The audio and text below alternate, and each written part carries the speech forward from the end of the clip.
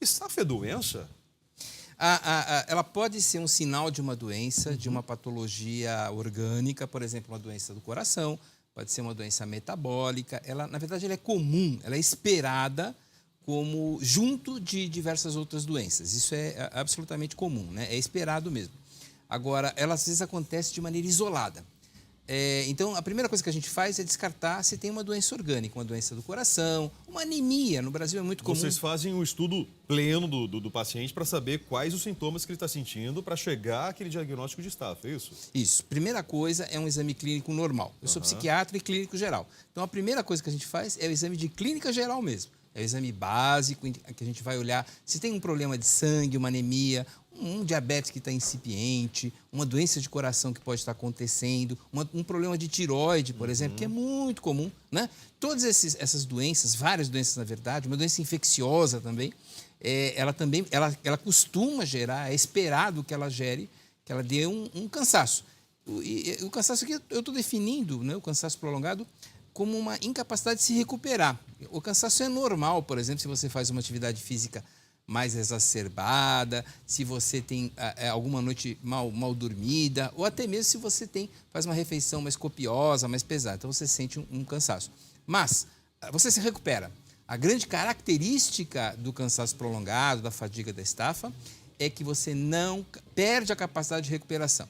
Então o indivíduo dorme, mas não consegue. Por mais horas que ele consiga dormir, ele acorda já cansado, sem ânimo, Então, sem disposição. A estafa, então, é um cansaço que não cessa, que não para, é isso? É algo contínuo. É um cansaço contínuo, é uma incapacidade de se recuperar e ela pode se refletir em dois grandes aspectos. Um cansaço físico, que é o normal, ou então um cansaço mental, que a gente costuma chamar de estafa ou cansaço nervoso, fadiga nervosa, né? Isso vai aumentando gradativamente? Ou ela surge repentino e aí eu já percebo que naturalmente estou com estafa? Cada pessoa é uma pessoa. Então, existem pessoas que têm um aparecimento abrupto, mas o mais habitual é que a coisa vá progressivamente, vai solapando. A pessoa percebe que já não tem mais o ânimo, a disposição, a capacidade de concentração, a capacidade de manter a atenção, as coisas vai diminuindo, que é o cansaço mental, a fadiga mental. O cansaço físico vai subir dois lances de escada, já não tem mais ânimo e disposição. E o cruel, não tem vontade de fazer atividade física. Como não tem vontade de fazer atividade física, o corpo vai se cansando mais ainda. Então é um ciclo vicioso de cada vez ficar mais cansado. Não tem ânimo para fazer atividade física, como não faz atividade física, não tem fôlego, né? Não tem reserva e com isso se sente mais ainda cansado. Existe um público que é mais propenso a ter estafa? Não existe. Existe. Não Não. Tanto homens quanto mulheres. Não escolhe idade também? Não escolhe idade. Eu já vi adolescentes com fadiga, né? Que você precisa examinar. Crianças, no caso, não. Olha, assim, eu tenho uma amostra de consultório que é uma amostra viciada, é o meu público. Agora, assim, todas as doenças orgânicas, elas normalmente são acompanhadas de cansaço. A fadiga crônica é um tipo de cansaço específico. Esses termos são meio confusos, porque quando eu falo de fadiga, eu estou falando de fadiga prolongada, que inclui uma doença chamada fadiga crônica, né? A fadiga crônica é uma doença de origem possivelmente viral, ela é claramente relacionada com infecção, e acontece depois dessa infecção, né?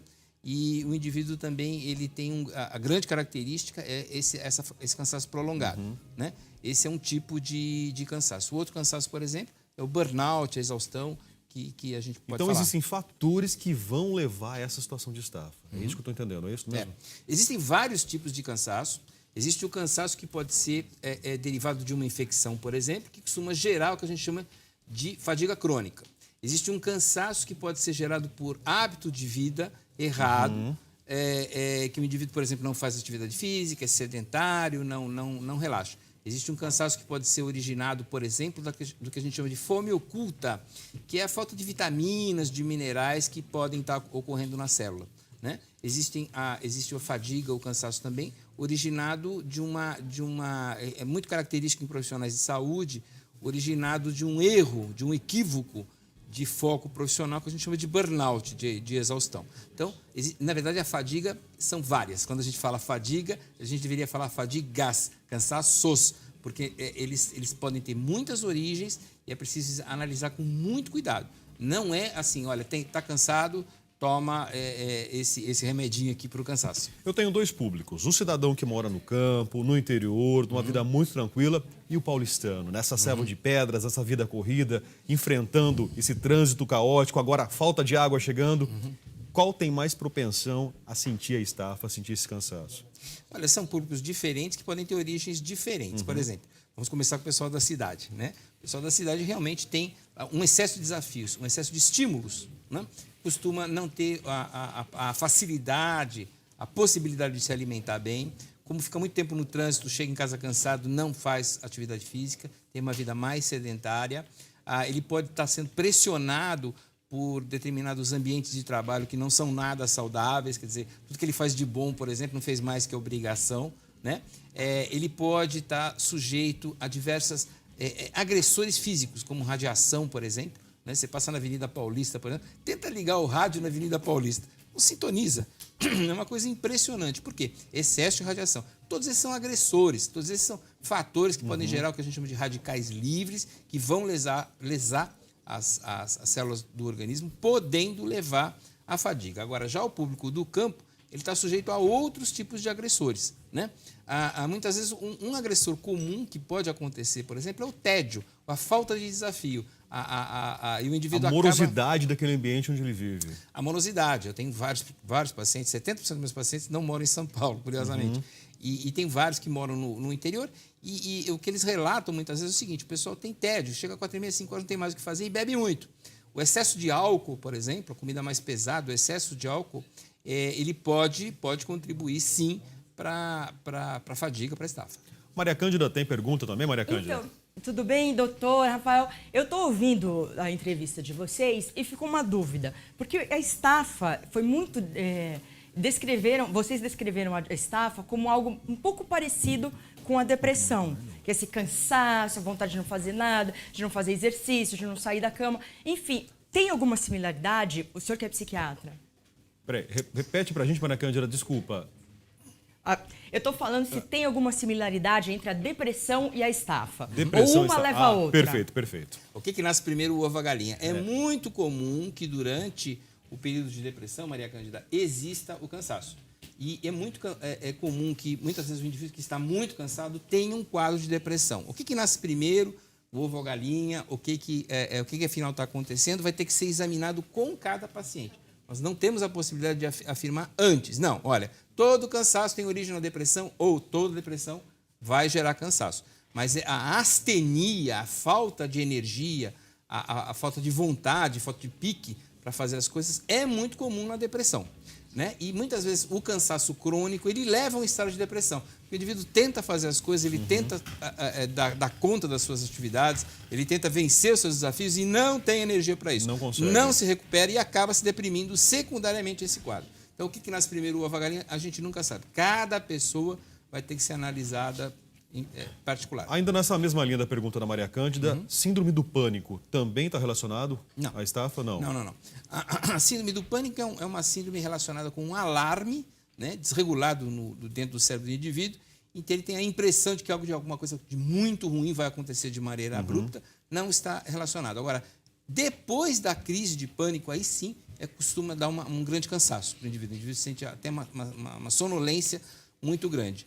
Existe uma chamada comorbidade. Pode acontecer ao mesmo tempo dele ter depressão. E aí sim, ele pode ter uma astenia. Agora, a causa primária, se é a síndrome do pânico, é muito difícil. Como que eu vou tratar a estafa? Qual o caminho para me ver livre dessa situação? Primeiro é descobrir a causa. Como nós temos muitas causas, você não pode estar tratando de maneira leviana, ou seja, tratando apenas o sintoma.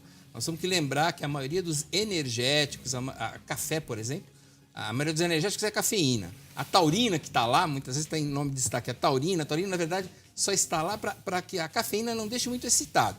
Ele não é um defatigante, ele é um excitante. Na verdade, essas bebidas nasceram para manter motorista, para manter aviador acordado, para não ter sono enquanto está dirigindo, fazendo uma máquina. Mas ele não é um defatigante. O mais importante é, olha, tem jeito, tem tratamento, só que precisa procurar um médico, precisa descobrir a causa. E a primeira coisa que a gente tem que fazer é um exame de clínica geral, habitual, normal. Depois disso, ir evoluindo na descoberta. É como se fosse uma cebola, a gente vai tirando as camadas até chegar na causa, tem que tratar a causa. Então, eu entendi. O cidadão tem estafa, mas vários fatores levaram àquela situação de estafa. Então, eu vou cuidar desses fatores aqui para poder conter esse problema maior. Para poder conter o problema Dessa maior. Nós forma. temos que entender a origem do que está acontecendo para aquela pessoa em particular. Não adianta tratar sintoma. Muita gente está sendo cometida de estafa hoje, doutor? Olha, há mais ou menos, no consultório de clínica geral, entre 70% e 80% dos pacientes se queixam também de estafa. Né? É tão comum essa queixa que muitas vezes o médico não dá muita bola para isso, porque ele sabe que isso vai estar acontecendo. E ele sabe que ele tem que tratar a origem. Então, ele não ouve, não dá muita bola. Mas não é que o médico não ouviu, não. É que ele está preocupado com a origem. Ele está preocupado com a doença que pode estar por trás disso tudo. Mas é extraordinariamente frequente. Conosco o Ciro Massi, psiquiatra, falando sobre estafa. Quero agradecer a tua presença e já convidá-lo para voltar, porque esse assunto eu acredito que rende e muito, e a população precisa realmente de dicas, de orientação, para que viva de forma mais alegre e mais saudável. Ciro, mais uma vez, obrigado.